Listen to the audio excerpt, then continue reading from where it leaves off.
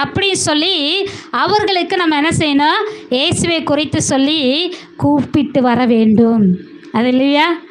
இதில் கர்த்தர் சந்தோஷப்படுகிறவராக இருக்கிறார். ஆமென்.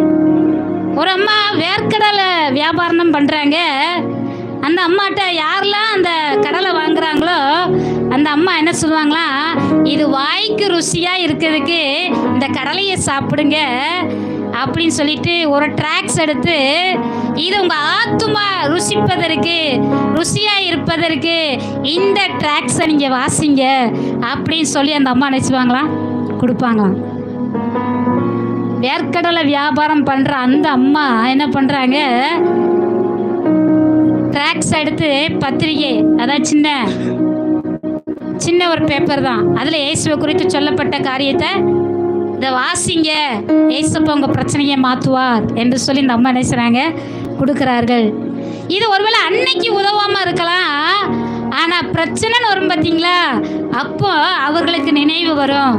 அன்னைக்கு அந்த அம்மா அந்த ஒரு ஏதோ பேப்பர் தந்தாங்களே, இயேசு உங்களை விடுவிப்பான்னு சொன்னாங்களே, அதில் என்னதான் எழுதியிருக்கு பார்ப்போமே சொல்லி அந்த பிரச்சனையின் மத்தியில் எடுத்து வாசிக்கும் பொழுது அவர்களுக்குள்ள ஒரு நம்பிக்கை வரும். இயேசுவை தேட ஆரம்பிப்பார்கள். இயேசு அவர்களுக்கு சுகத்தை கொடுப்பார், விடுதலையை கொடுப்பார். அல்லேலூயா. அப்போ பாருங்க, சாதாரண வேர்க்கடலை வியாபாரம் பண்ணுகிற அந்த அம்மாவுக்குள்ள என்ன இருந்துச்சு, இயேசுவுக்காக எப்படியாவது ஆத்மாவை ஆதாயப்படுத்த வேண்டும். அது மாத்திரமல்ல, என்னை கர்த்தர் ஆசீர்வதித்தது போல மற்ற எல்லாரும் ஆசீர்வாதமாக இருக்க வேண்டும் என்று அந்த அம்மாவுக்குள்ள ஒரு வாஞ்சை இருந்தது. அல்லேலூயா.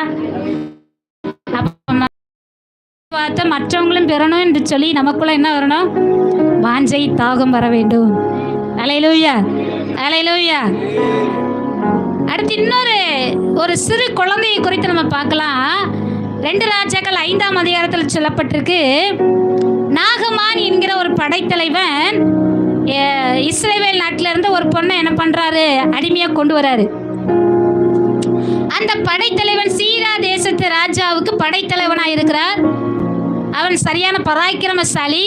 ஆனால் அவனுக்கோ ஒரு கொடூரமான வியாதி இருந்தது. என்ன வியாதி என்று சொன்னால் குஷ்டரோகம் என்கிற வியாதி இருந்தது. இந்த அடிமையாய் வந்த அந்த சிறு குழந்தையோ 12-13 வயசு மதிக்கலாம் என்று சொல்லப்படுகிறது. அப்படிப்பட்ட அந்த பொண்ணு என்ன பண்ணாலாம், அந்த நாகமானுடைய மனைவிட்ட, நாச்சியாரே நான் ஒன்று சொல்கிறேன், நீங்கள் அதை எஜமான்ட்ட சொல்லுவீங்களா அப்படின்னு சொன்னோடனே என்னம்மான்னு கேட்குறாங்க.